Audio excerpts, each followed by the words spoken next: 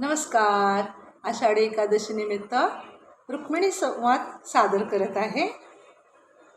देवळात गेलो होतो मध्ये, विठ्ठल काही दिसेना. रखमाई शेजारी नुसती वीट. मी म्हणालो, राहिलं रखमाई तर रखमाई. कुणाच्या तरी पायावर डोकं ठेवायचं. ठेवलेलं डोकं काढून घेतलं, पुढे मागे आपल्यालाच लागेल म्हणून. जाता जाता सहज रखमाईला विचारलं, विठू कुठे? दिसत नाही. तर रखमाई म्हणते, दिसत नाही? आहे की माझ्या उजव्या अंगाला उभा. मी परत खात्री करून घेण्यासाठी पाहिलं. मी म्हणालो, कोणीच नाही. तर रखमाई म्हणते, नाकासमोर पाहण्यात जन्म गेला, बाजूचं मला जरा कमीच दिसतं.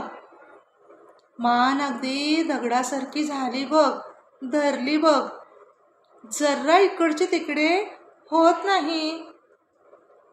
कधी जातो, कधी येतो, कुठे जातो, केव्हा जातो, मला काही काही काही ठाऊक नाही.